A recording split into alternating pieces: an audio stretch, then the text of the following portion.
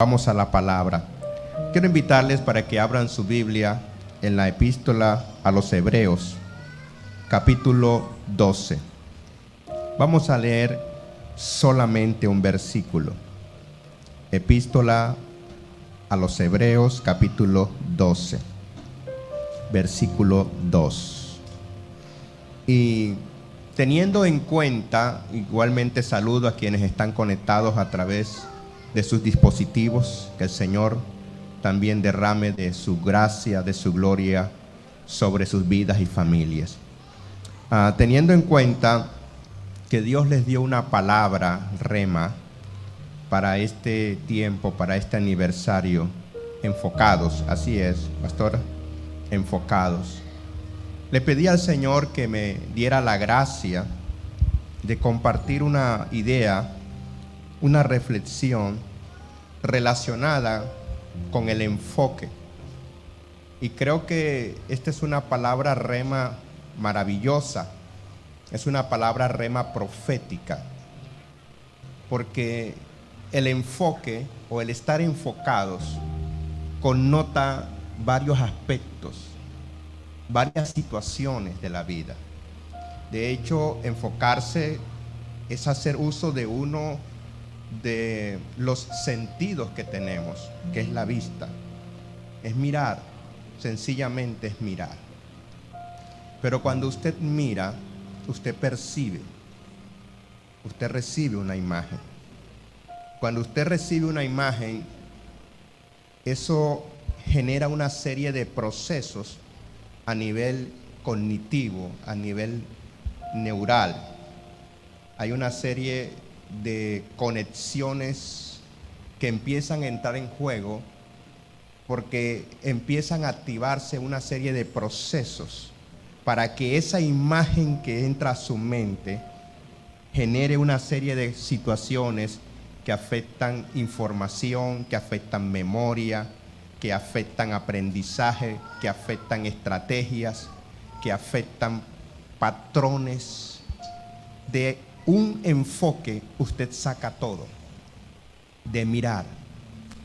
Y hay situaciones muy puntuales en la Biblia. Por ejemplo, Jesús miró a Pedro cuando le negó. Y ese solo enfocarse en Pedro impactó la vida de Pedro. Y escúcheme lo que le voy a decir.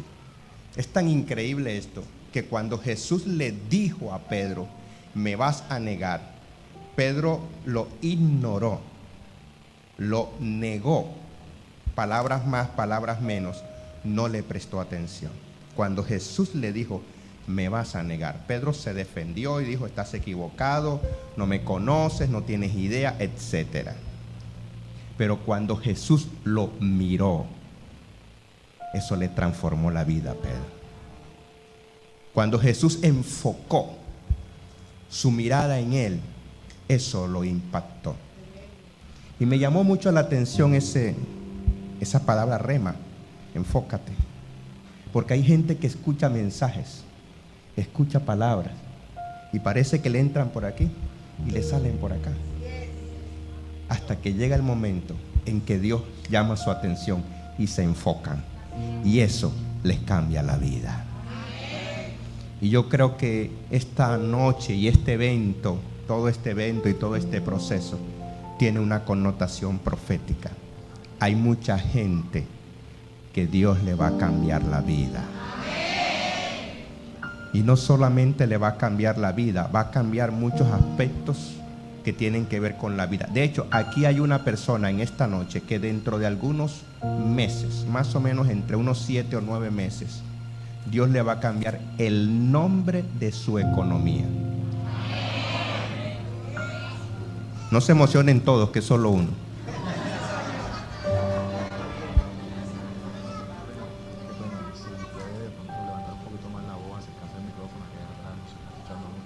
Ok, ¿así? ¿Me escuchan allá atrás? Ok, gracias, varón, estaba tomándote el pelo. Ok, bien, vamos a la palabra, Hebreos capítulo 12, versículo 2. Y quiero hablarte acerca de enfócate en tu modelo de vida. Diga conmigo, enfócate en tu modelo de vida. Hebreos capítulo 12, versículo 2. Puestos los ojos en Jesús, el autor y consumador de la fe, el cual por el gozo puesto delante de él sufrió la cruz, menospreciando el oprobio, y se sentó a la diestra del trono de Dios. Quiero resaltar una frase, un axioma que se va a constituir en el hilo conductor de la palabra que voy a compartir esta noche. Jesús es el modelo de todas las dimensiones de la vida humana. Lo repito, Jesús es el modelo de todas las dimensiones de la vida humana. Cuando hablamos de modelos de vida, estamos hablando de una serie de información, de una serie de teorías que procuran producir en la persona unos conocimientos, unos métodos para que su vida alcance las metas, alcance los propósitos, alcance los objetivos que se proponen. Es un tema que hace mucho ruido en la psicología positiva, en la psicología humanista, sobre los modelos de vida, sobre las acciones, las creencias, las decisiones que las personas toman continuamente para su vida. Hay un anhelo en el ser humano y es de cada día ser mejor. La conducta del ser humano no apunta mucho a eso. Hay gente que vive para destruirse la vida. Pero a pesar de eso, en el fondo, aun cuando estén equivocados, aun cuando tomen decisiones equivocadas, como dice la palabra de Dios, hay caminos que al ser humano le parecen caminos de vida, pero terminan siendo caminos de muerte. Sin embargo, cuando una persona se propone a hacer algo en su vida, por lo general, lo que quiere es mejorar, lo que quiere es ascender, lo que quiere es alcanzar un nivel mayor al que tiene. Y por esa razón, a veces sin pensar, sin conocer, sin reflexionar, toma decisiones equivocadas y termina estrellándose. Pero siempre hay un anhelo profundo de hacer de su vida una vida dinámica. Y una de las situaciones que hacen que la vida de una persona sea dinámica es precisamente la innovación. El estar innovando, el estar renovándose. Y de hecho el marketing es consciente de todo eso. Por eso usted compra un celular hoy y cuando va mañana encuentra que salió el de mejor tecnología. Compra un televisor hoy y se da cuenta que ya mañana el que tiene está obsoleto. Porque la gente está en el afán de que todo hay que renovarlo, que todo hay que actualizarlo, que todo hay que llevarlo al plano de su máxima capacidad de servicio. Y eso muchas veces se aplica a la vida del ser humano. Tristemente, eso termina generando vacíos, generando distorsiones, generando complicaciones. Por eso, amados, hay algo que llama la atención cuando uno empieza a analizar la literatura científica en relación con el comportamiento humano. Uno se da cuenta de que existen una serie de teorías que ayudan a que el ser humano pueda tener un mejor estilo de vida. Teorías que tienen que ver con la intervención, con lo cognitivo, con lo comportamental, con lo relacional. Y hay algo que llama la atención, es que todas estas teorías que se llaman de la tercera generación están apuntando a algo que años atrás ni siquiera lo tenían en cuenta, que era la espiritualidad. Hoy se está incluyendo la espiritualidad en la intervención, tanto en la parte médica, la salud física, como en la salud mental. Porque se ha descubierto que las personas que tienen una espiritualidad desarrollada, su modelo de vida es diferente. Su modelo de vida tiene un punto muy trascendente, tiene un punto más alto. no solamente se enfocan en el bienestar económico, en el bienestar físico, en el bienestar emocional y social, sino que es un bienestar que va más allá. Así que están diciendo, algo tienen ellos, después que se burlaban de los evangélicos, los trataban de locos, los trataban de gente que estaba fuera de sí. Ahora están observándolos. Hay instituciones académicas que se dedican a filtrar congregaciones, meten infiltrados a hacer investigaciones, a hacer observaciones, investigaciones que duran 5, 10, 15, 20 años, observando el comportamiento de las personas, observando la dinámica del culto, la dinámica de la relación, porque quieren encontrar una forma. Usted sabe que el mundo todo es con fórmulas, con normas. Quieren encontrar una forma, algo que lleven al laboratorio y que digan definitivamente esta es la forma como se debe vivir adecuadamente. Obviamente eso nunca lo van a lograr, porque la espiritualidad es subjetiva, es personal. Pero han hecho una cantidad de avances, una cantidad de estudios, al punto que han descubierto que mucha gente que asiste a las congregaciones tiene intereses personales y tiene intereses espirituales.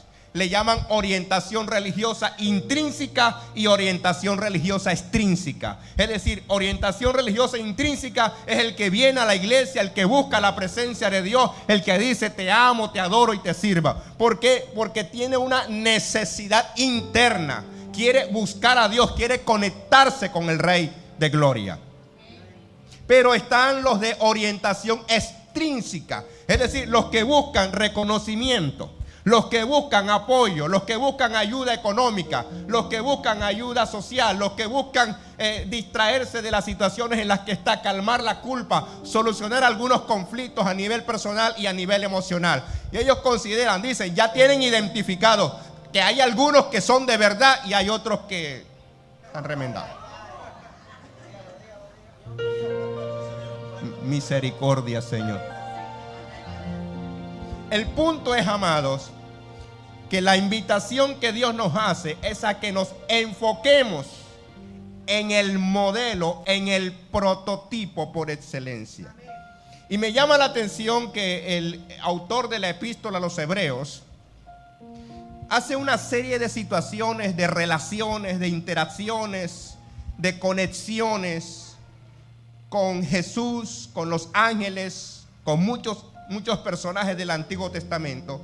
Y la idea central que él coloca en todo el libro es: Jesús es superior. Si usted observa en la epístola a los Hebreos, el tema central es: Jesús es superior a los ángeles, superior a los seres humanos, superior a la naturaleza y obviamente superior al reino de las tinieblas. Él está por encima de todo. El apóstol que escribe a los Hebreos lo coloca así. Pero cuando uno se pregunta por qué él dice eso a este grupo de personas, descubrimos que es una época complicada, más o menos un poco más de la mitad del siglo I. Es una época donde Roma está en un estado de convulsión. Los emperadores tienen una ideación extraña. Se consideran no solamente las personas más importantes de la tierra, sino que se consideran dioses y se convierten en la figura de que los seres humanos, el resto de las personas, deben adorarles. Y hay una serie de situaciones con las religiones mistéricas. Todos los cultos que hacen están enfocados a que el emperador es Dios. Y es la época más o menos en que Nerón, uno de los emperadores más terribles que existió en la historia, está reinando sobre ese lugar. Los judíos, de alguna manera, por su cultura y su trayectoria, ya estaban siendo aceptados dentro del contexto de la cultura romana. Pero también, de alguna forma, habían logrado conectarse a través de la filosofía griega. El problema era con los cristianos, ya fueran judíos o gentiles. Roma perseguía en esa época no tanto a los judíos, sino que perseguía a los cristianos por una sencilla razón: porque los cristianos proclamaban que Jesús es el Señor, que el único Señor es Jesús, que Él es superior. Así que eso representaba una amenaza para Nerón, que tenía una sensación de grandeza. El síndrome de omnipotencia lo tenía muy bien interiorizado y él consideraba de que nadie debía estar por encima de él. Así que si los cristianos proclamaban que Jesús era el Señor, él entendía que si acababa con los cristianos, acababa con el Señor de ellos. El apóstol que escribe a los hebreos les dice a ellos, les escribe una serie de situaciones y les da una serie de ejemplos. En el capítulo 11 les da una historia, les cuenta unos personajes y les dice que ellos en épocas diferentes, en situaciones diferentes y complicadas, se convirtieron en héroes de la fe. Así que si ellos, colocando su fe en Dios, lograron vencer, estos también, colocando su fe en Jesús, podrían vencer. Y es la idea. Cuando usted lee el capítulo 11, usted se emociona con esa historia. Pero luego el capítulo 12 empieza diciendo, teniendo tan grande nube de testigos. Y luego, en el versículo 2 dice, puestos los ojos en Jesús. Toda una historia para decir, mire, estas personas lograron esto. Estos fueron sus alcances. Estos fueron sus objetivos logrados. Estos fueron sus triunfos. Estos fueron sus legados. Pero les voy a hablar de alguien que es superior a todos ellos. Y para que no sepas en quién enfocarte, porque quizá alguien dice, bueno, el Monchi se ve bien, o Samuel se ve bien, o Elías se ve bien. ¿Y a quién imito? ¿A quién imito? Pues vas a encontrar que todos ellos, aunque eran héroes o fueron héroes de fe, en algún momento tuvieron crisis. En algún momento se amedrentaron, en algún momento fallaron, en algún momento pecaron, porque ese es el ser humano. Pero entonces el autor está diciendo, yo te invito, aunque Risto tienes una nube de testigos, hay gente que inspira, hay gente que te anima, hay gente que te motiva, hay gente que tú dices, caramba, a pesar de que le está yendo mal, ahí está orando, buscando de Dios, sirviendo, y son una bendición. Qué bueno por esa gente, ¿verdad? Por esa gente que camina con Dios. Por esa gente que a pesar de que llueve, vienen al culto. Por aquí no llovió, pero en mi casa empezó a llover. Y cuando empezó a llover, yo dije, ¿será que llamo a la pastora y le digo que voy otro día? Misericordia, Señor. Créanme, a mí me gusta confesar pecados cuando estoy predicando. Cuando nosotros empezamos la congregación, empezamos en un restaurante que se vendía pescado. El pescado sabe rico, pero huele horrible. Y cada vez, los cultos eran en las noches, los domingos en las noches. Y cada vez que yo iba al culto, yo le decía a ella, Dios mío, si yo no fuera el pastor, créeme que yo no fuera. Qué olor tan horrible. Era impresionante, le echaban ambientador, pero ni así. Y un día el culto empezaba a las 5 de la tarde y a las 4:15 empezó a llover, pero qué aguacero. Y yo veía que llovía 4:15, 4:30, 4:45, 5 de la tarde y nada que escampaba. Y exactamente allí, en la 21 con 50 y pico, pasaba un arroyo, el arroyo de la 21, el famoso arroyo de la 21. Y yo dije, tengo excusa. Está lloviendo. No voy a ir al culto hoy. Hoy no hay culto. Y se me dio por llamar a un hermano. Y le dije, hermano, mira, yo creo que no voy a llegar. Y me dice, ¿y cómo hacemos, pastor? ¿Por qué? Porque esto está la gente afuera esperando el culto. ¿Cómo va a ser? Llegué como a las 5:40, 40 minutos más. Y cuando llegamos, alrededor del restaurante había como especie de un techito y estaban más o menos, eran como 30, 40 personas pegadas así, todos, para no mojarse, esperando que abrieran para entrar al culto.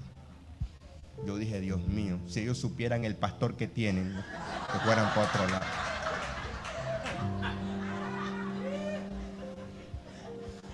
Misericordia, Señor. Pero cuando uno ve gente así, uno dice, inspiran. Gente que no se arrugan a nada, que aman a Dios, que lo hacen por pasión. Y yo sé que en esta congregación hay mucha gente así, que inspira. Pero también es cierto que son seres humanos y que en algún momento te pueden fallar. Por eso el autor que escribe a los Hebreos dice, todos ellos son personajes excelentes que hay que admirar por su fe. Pero yo te voy a invitar a que te enfoques en la persona de Jesús. Míralo solo a Él. Enfócate en Él.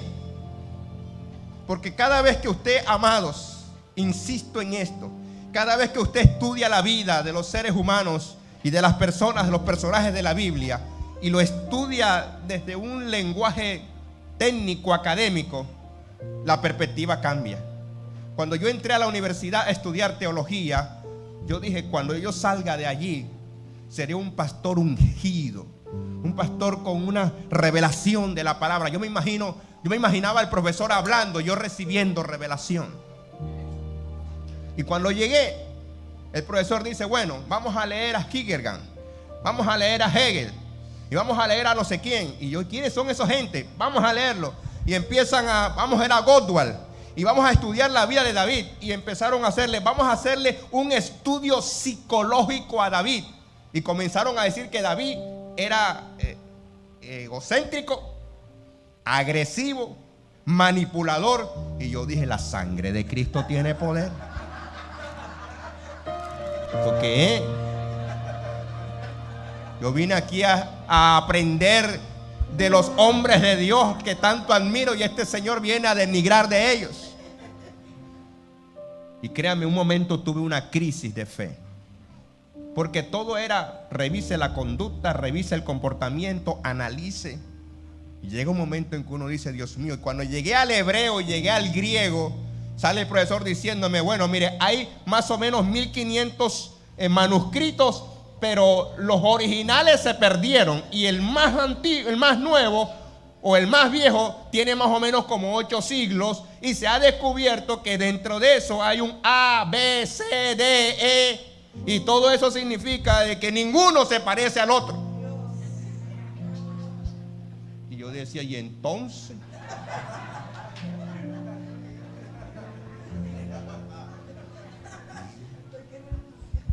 Yo miraba la Biblia y yo, ¿será verdad lo que dice aquí? Porque cuando te encuentras con el ser humano, esas son las cosas que pasan. Llegas a la desilusión. Cuando filtras todo por la razón, llegas a eso. Entonces, qué sabio es Dios, que escribe esta palabra, le dice a la gente, seguramente cuando te hagan un estudio de Pedro, de Juan, de Andrés, de estos héroes de la fe, cuando tú hagas un estudio de ellos vas a decir, la verdad es que, pero si tú haces un estudio de Jesús, te vas a encontrar que en Él nunca hubo pecado, que Él es perfecto, que Él es santo, que Él es maravilloso, que los demás te pueden fallar, pero que Él nunca falla. Y ese es el éxito de una iglesia que triunfa. Ese es el éxito de una congregación que avanza. Y es una congregación que pone los ojos en Jesús. Porque siempre te vas a encontrar con el que te mira feo. Siempre te vas a encontrar con el que te presta y no te paga. Siempre te vas a encontrar con el que habla mal de ti. Pero cuando tu enfoque está en Jesús, tú dices, es imperfecto, yo lo amo, yo lo aprecio, yo lo respeto, yo lo honro, pero es un ser humano tan imperfecto como yo. Pero es que yo no estoy aquí por él o por ella. Yo estoy aquí por el Cristo que fue a la cruz por mí, por el que derramó su sangre. Alabado sea Dios.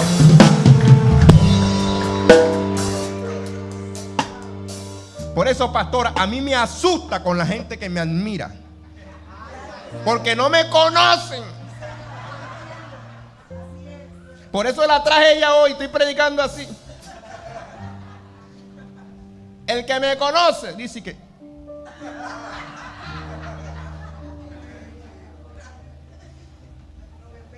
claro, porque es que es Jesús, no es el ser humano. Es Jesús. Hay habilidades, hay fortalezas, hay debilidades, hay imperfecciones. Y hay cosas bonitas en la iglesia. Hay gente que lo anima a uno, que lo alegra. Hay gente que cuando uno lo mira dice: Señor, gracias por este hombre, por esta mujer. Sí, está bien, eso hace parte de la coinonía, de la comunión. Pero una iglesia que avanza y permanece es una iglesia que su enfoque es Jesús. Y esto el Señor se los está recordando. Y qué lindo, pastora, que usted ha sido un modelo para esta congregación. Su enfoque ha sido Jesús. Hay muchas cosas que quizás le han golpeado, pero su enfoque ha sido Jesús. En esta vida, amados, yo soy cristiano desde los 8 años y tengo 52 para que no saque cuenta. Y he visto de cuánta cosa. He viajado a la Seca y a la Meca.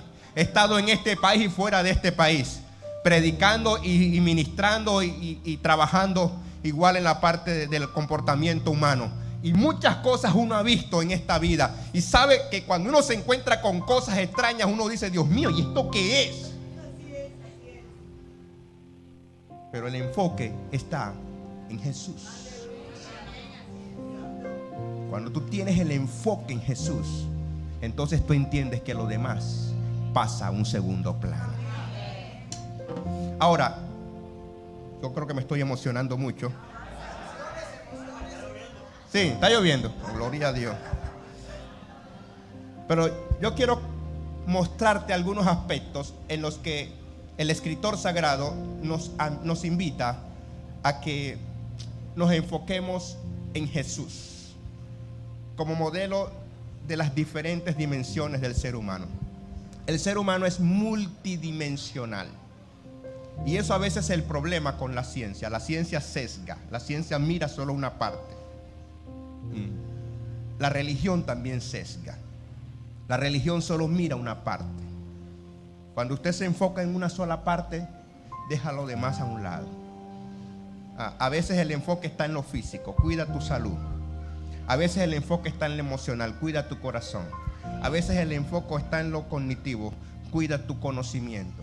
A veces el enfoque está en lo social. Cuida tus relaciones. A veces el enfoque está en tu proyecto de vida. Cuida tu economía. Pero es increíble, me llama mucho la atención que cuando yo miro las teorías de la psicología positiva, de la programación neurolingüística, de las terapias cognitivo-conductual, de la terapia racional emotiva y todo lo que existe hoy para que el ser humano alcance una mejor calidad de vida, yo digo: esta gente sí es copiona. Todo esto está en la Biblia. Cuando tú revisas, tú encuentras que eso está en la Biblia. Por eso, con todo respeto lo digo, yo no sé por qué hay ministros que dicen: la psicología es del diablo. Porque en la Biblia hay mucha psicología. Y muchas de las teorías psicológicas se fundamentan en la Biblia. Que hay algunos psicólogos atrevidos, irrespetuosos, irreverentes, que se atreven a decir que ellos son lo máximo y que Dios no existe. Eso es como decirle al papá que él no es el papá y él es el que le da la comida. Sí, Jonathan Edwards, cuando habló acerca de que los seres humanos son como un ratón, a quien una persona las tiene sostenida por el rabito y está encima de una llama, de una candela, y el ratón se voltea y empieza a morder la manito de la persona que lo tiene. Era una figura que él utilizaba.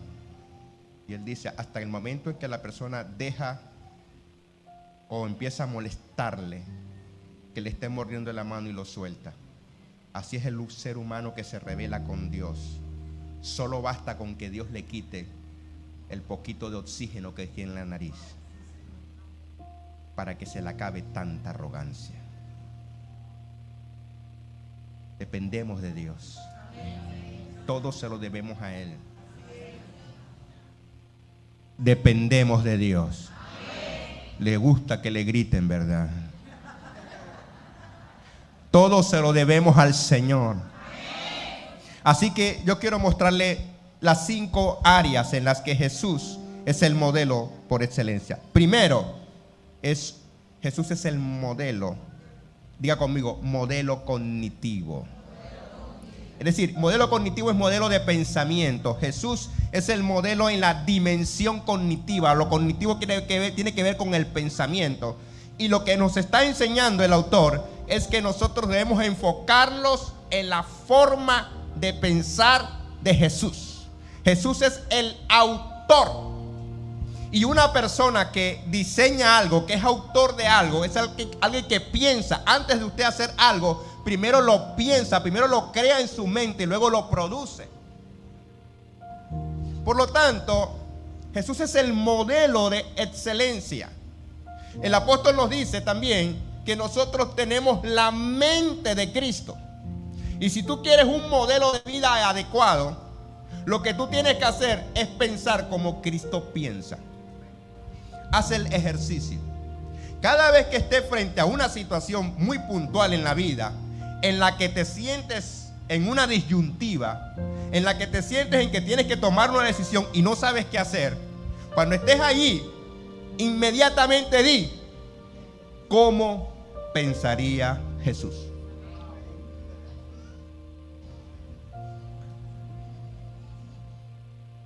Pastor, y después que yo hago eso, ¿qué hago? Escucho una voz del cielo que me digo. Pues para que usted sepa cómo pensaría Jesús, usted tiene que estudiar la Biblia. Así que yo le animo a que usted escriba cómo pensaría Jesús y empiece a leer los evangelios, cómo pensaba Jesús. Pastor, ¿y cuándo me voy a demorar? Hay gente que, yo le digo, hay gente que lee la Biblia como si lo estuvieran correteando, varón. ¿Y usted por qué lee tan rápido? No, hermano, es que Cristo viene pronto. Y hay gente como que cree que Dios le va a decir: al cielo no entras. ¿Y por qué? Apenas llegaste hasta Génesis 4. Tienes que estudiar la palabra del Señor. Estudiar en las Sagradas Escrituras cómo pensaba Jesús frente a cada situación.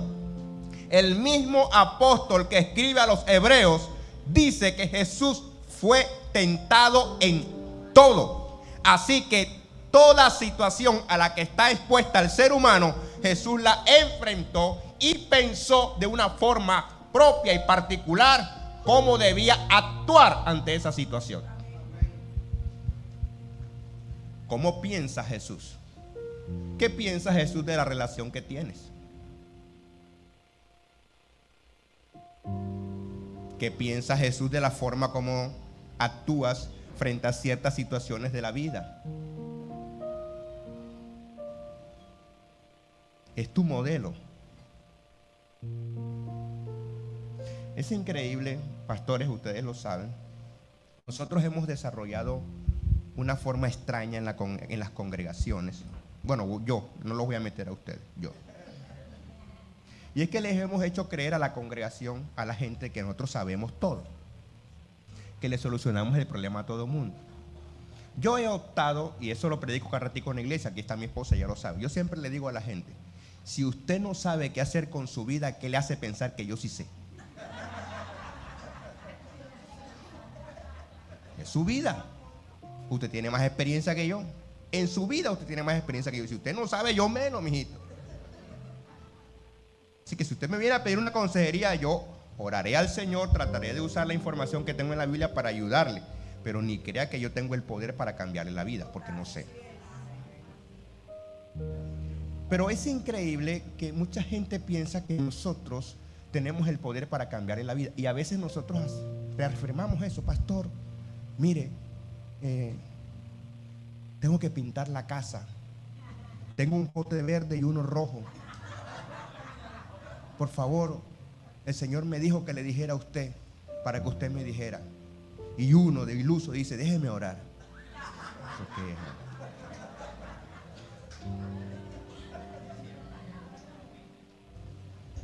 El punto es, amados, que la mente de Cristo es para situaciones de la vida concreta y puntual, no para cosas superfluas, pero sí nosotros tenemos la mente de Cristo. Y cada vez que usted tenga que tomar una decisión, usted proclame en palabra de fe: yo tengo la mente de Cristo. Y sé que el Espíritu Santo me va a enseñar, me va a ayudar, me va a revelar, va a trabajar en mi mente, en mi inconsciente, en mi consciente, en mi preconsciente y en todo lo que quieran hablar con la mente, en todas las áreas de mi vida. Yo sé que el Espíritu Santo me va a revelar cómo debió actuar Jesús, cómo debió pensar Jesús. Y cada vez que usted vea una situación en la vida, piense como Dios piensa. Ahora mismo estamos en una crisis política. Está la gente en una disyuntiva. Y cada vez que alguien me pregunta, pastor, ¿usted qué piensa? Pues lo que la Biblia dice que yo debo pensar. De Jehová es la tierra y su plenitud, el mundo y los que en él habitan. Y hasta donde yo sé, Colombia pertenece a la tierra. Así que él es el Dios de la tierra. Segundo, para no extenderme tanto, Jesús es el modelo de vida en la dimensión comportamental. Dígame conmigo, dimensión comportamental. Es decir, nosotros debemos enfocarnos en la forma de actuar de Jesús. ¿Cómo actuó él? El escritor sagrado dice: puesto los ojos en Jesús, el autor y consumador de la fe. Jesús caminó, actuó y todas las decisiones que tomó, las tomó basada en fe. Es increíble que Jesús iba pasando por una higuera. Y a mí siempre me ha dado vueltas ese versículo, y vueltas y vueltas y vueltas. Porque aunque usted no lo crea, mi mente es demasiado racional. A pesar de que soy cristiano desde niño, mi mente es demasiado racional. Hay cosas que yo no me las trago enteras. Y cuando uno lee los evangelios, uno observa que dice que Jesús fue a buscar fruto en una higuera. Pero el evangelista aclara que no era época. Señoras y señores, estas épocas de mango, ¿o no? Por donde usted se meta hay mango. Cuando se acabe la época del mango, ni se le ocurra buscar mango porque no hay. A menos que lo traigan de otros lugares y lo va a comprar bien caro. Pero a nadie se le va a ocurrir molestarse con el palo de mango si no hay época de mango y el mango. Pero me llama la atención que Jesús llegó a buscar y no había, y no era época. Hay cosas que uno no entiende. Y yo, Señor, pero no entiende. Y entonces se molestó y maldijo la higuera. Métale lógica a eso. Mi profesor de la universidad diría cualquier barbaridad. Pero yo estaba orando y decía: Señor, no entiendo. El asunto es que Jesús utilizó una figura que es contraproducente. Es decir, es algo como antológico. Es la idea de presentar una idea para mostrar algo contrario. Y lo que Jesús estaba haciendo con eso era mostrando que la vida de fe no rige las reglas naturales. Es decir, es un nivel demasiado alto. Cuando los discípulos dijeron: Señor, se secó la higuera, Jesús dijo: si tuviera fe. Pero ¿cómo así? Jesús está diciendo: la vida de fe no rige el mundo natural. No era época de higo, sí. El punto es que tú no dependes de las épocas. La gente que tiene fe en las crisis tiene abundancia.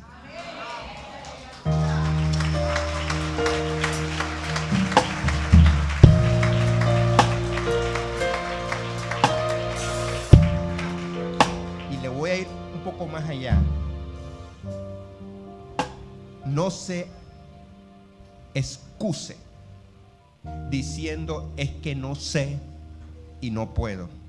En el reino de los cielos todo el mundo sabe y todo el mundo puede.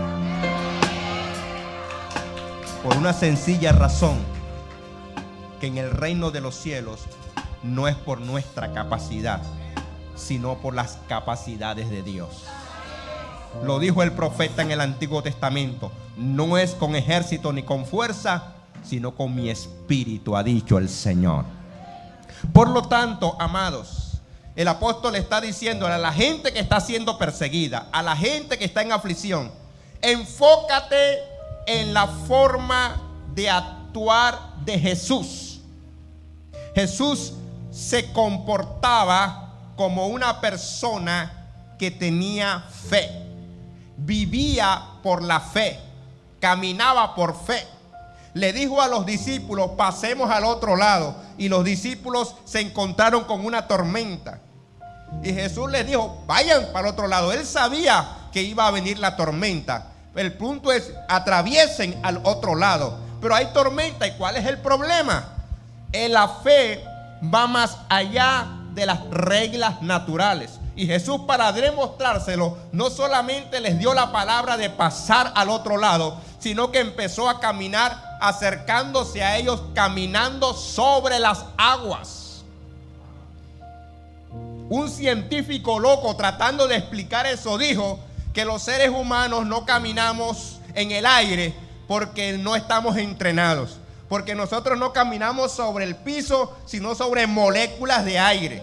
Y entonces cuando tú pisas, lo que haces es aplastas el poco de moléculas de aire. Pero esas moléculas que tienes debajo de la planta de los pies están aquí, están aquí. O sea que si tú subes el pie así, te puedes subir otra vez y ya normalmente.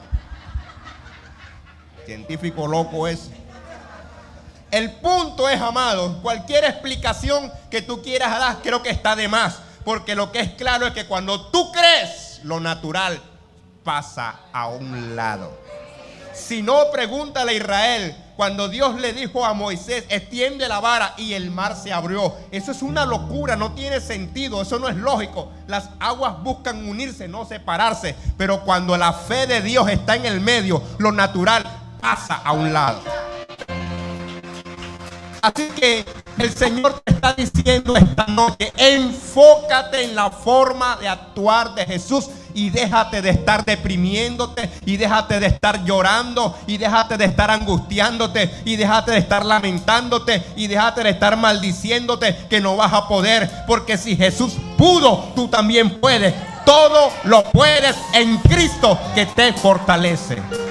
Alabado sea el nombre del Señor. Tercero, Jesús es el modelo de vida en la dimensión afectiva. Diga conmigo: dimensión afectiva. Ya hemos hablado de la dimensión cognitiva, cómo piensa; la dimensión comportamental, cómo actúa; de la dimensión afectiva, cómo siente. Es increíble. A mí me encanta cuando yo leo los evangelios, observando las emociones de Jesús. Jesús es claro que es 100% Dios, 100% hombre. Pero no se podía comportar como Dios porque estaba haciendo trampa. Tenía que comportarse como hombre. Es el postrer Adán. Y cuando uno observa las emociones de Jesús, Jesús era espontáneo. Él no reprimía emociones. Y si hay algo que hace daño al ser humano, es la represión. Y yo no sé de dónde sacamos esto, pero si hay algo que es muy común entre los cristianos, es la represión de las emociones. Se están muriendo. ¿Y cómo estás? Por la fe en el Señor estoy bien. Ahí no cabe la fe. La fe va más allá de lo natural, pero usted tiene que ser consciente y aceptar las emociones. Cuando quiera llorar, llore. ¿Y quién dijo que los cristianos no lloran? Llore. Cuando quiera reír, ría. Cuando lo hagan coger rabia, bote el chupo. ¿Sí o no, varón? La Biblia lo dice: airaos, pero no pequéis. Pero usted reprime las emociones. Y créame, creo que lo dije la vez anterior, cuando usted reprime emociones, ¿sabe qué le viene? Diabetes, presión arterial, gastritis, trastorno del sueño, trastorno del humor. Entonces, le da rabia y tengo rabia. Así es. Mira, las injusticias producen rabia. Jesús llegó a Jerusalén y se encontró que había una comunidad, inicialmente le llamaban paganos porque estaban en el pago, es decir, en los lugares donde no pertenecían a la ciudad. Eran gente muy, muy pobre, de muchos escasos recursos. ¿Y qué pasó? Los religiosos tomaban los corderos, los llevaban al templo para que la gente que vivía lejos, en lugar de comprar el cordero, en lugar de cargarlo, lo comprara en el templo. Uno, cuando lo compraban en el templo, ellos decían: este cordero es un cordero sagrado, así que vale más que el del campo. Cordero es cordero, pero ese valía más porque estaba en el templo. Se lo vendían 3 o 4 veces más. Uno. Dos, inventaron una moneda. La moneda del templo era diferente a la moneda corriente. Así que la gente tenía que primero llevar la plata, cambiarla a la moneda del templo, y después de cambiarla con esa moneda era que compraban el cordero, porque al templo no podía entrar la moneda común. Palabras más, palabras menos. La gente llevaba 50,000 pesos para comprar el cordero. El cordero costaba 200,000 pesos. Entonces esos 50,000 pesos no le alcanzaban. Cuando iba a cambiar la moneda, mira, aquí tengo 50,000 pesos, le terminaban dando 2,000 pesos.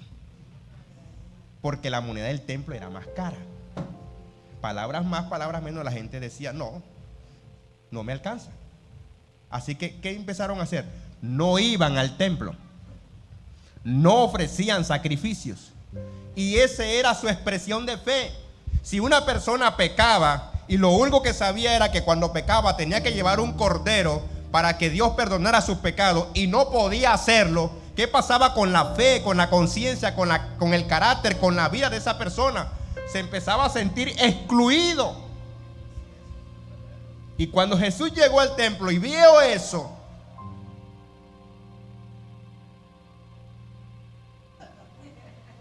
literal, varón, literal, cogió un juguete y les tumbó todo eso.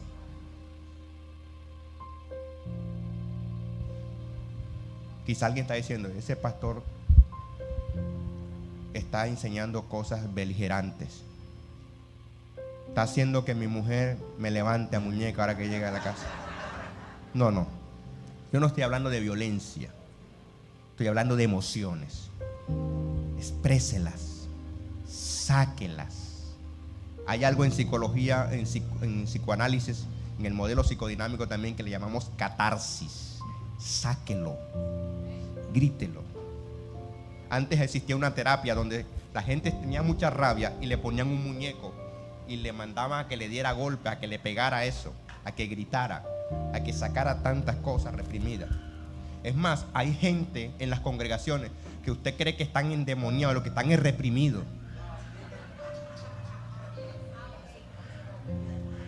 Están reprimidos. De pronto el Señor se mueve y les suelta la válvula y empiezan a gritar. La gente: sal de ahí, sal de ahí. No es un demonio, es una serie de emociones que tiene reprimidas. Déjelo. Cuando la gente está gritando: grita más, dígale así, porque entre otras cosas se está liberando.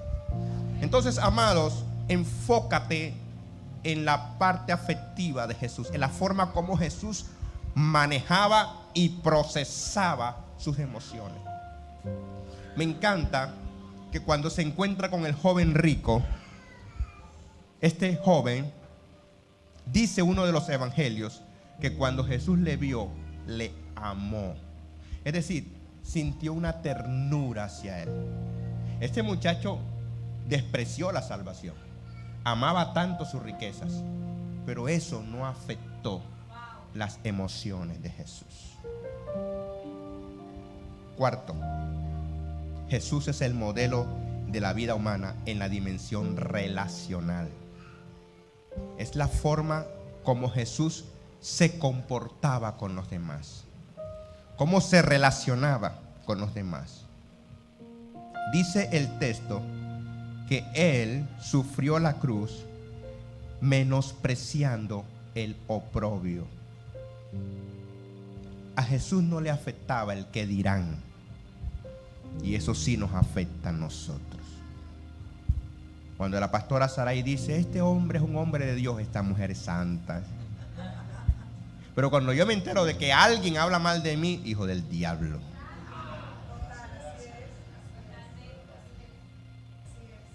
Pero nos relacionamos con base en la necesidad de reconocimiento, en la necesidad de aceptación. Pero Jesús se relacionaba asertivamente. Él amaba a todos. A quien tenía que confrontar, confrontaba. A quien tenía que ayudar, ayudaba. A quien tenía que levantar, levantaba. Se relacionaba con todas las personas. Hoy nosotros elegimos, porque dice el dicho, mira con quién andas y te diré quién eres. Y eso lo usamos muchas veces los cristianos. Yo le hago una pregunta, ¿quién es Jesús? Porque ¿con quién andaba él? Publicanos y pecadores. Entonces, ¿quién es Jesús? A Jesús lo define la gente con la que andaba. ¿Sabe qué dice la teoría utilitarista, la teoría del comercio? Que si tú quieres prosperar, tienes que andar con gente próspera. Que si tú quieres tener dinero, tienes que andar con gente de dinero. Entonces la pregunta es, si tus amigos no tienen dinero, ¿ya no vas a andar más con ellos? ¿No vas a hablar con ellos? ¿No te vas a tomar un café con ellos? Es relaciones afectivas, relaciones saludables, y hay que imitar a Jesús en eso. Ahora, una cosa es tu forma de relacionarse y otra cosa es tu forma de influenciar y ser influenciado. Tú puedes hablar con alguien, pero esa persona no tiene por qué influenciarte si es una influencia negativa para ti. Y quinto, y con esto termino, Jesús es el modelo de la vida humana en la dimensión transpersonal. ¿Por qué? Porque Jesús trascendió. Como hombre, dice, y se sentó a la diestra del trono de Dios. Y esto me encanta, amados, porque lo que hace el apóstol es un recorrido.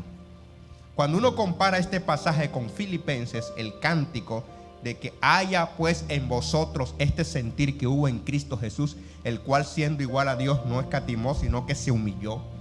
Jesús desciende y desciende a lo más profundo, y de lo más profundo empieza a subir, a subir, a subir, a subir, a subir, hasta que llega al trono del Padre. Y es más o menos la idea que transmite el apóstol.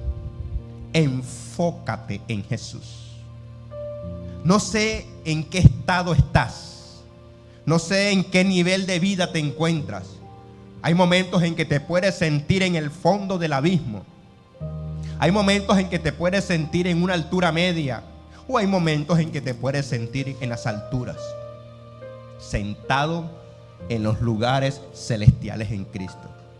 Pero mantén tu enfoque en Jesús, porque cualquiera que sea tu circunstancia y tu situación, sabes que tu final siempre termina sentado al lado de su trono de gracia. Enfócate en tu modelo de vida, en el que te salvó, en el que vino a esta tierra a morir por ti. Piensa como Él, compórtate como Él, siente como Él, relaciónate como Él y traspasa tus límites, trasciende como Él trascendió.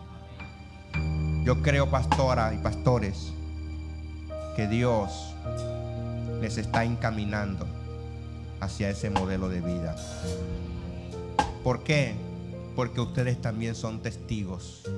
Ustedes inspiran a nosotros, ustedes nos inspiran. En serio, esta congregación es una congregación inspiradora. Dios me ha estado moviendo en esta ciudad en estos días, y a todos los lugares donde he ido me he sentido inspirado, me he sentido bendecido por los diferentes ministerios. por las diferentes experiencias que he tenido. Y ustedes son una congregación que me ministran mucho, me bendicen, porque aquí se respira pasión, porque aquí se respira amor, porque aquí se respira consagración, respeto. Tienen una pastora que les ha demostrado carácter, liderazgo, y ver hombres y mujeres aquí siguiendo este ministerio, eso me inspira, eso me ministra. Así que les animo que se mantengan enfocados, a que no deje que nada les distraiga, a que no deje que las circunstancias de la vida le hagan quitar la mirada. Recuerden que Pedro quitó la mirada y se hundió. Mantengan sus ojos puestos en Jesús, porque pase lo que pase, siempre terminarán en victoria. Amén.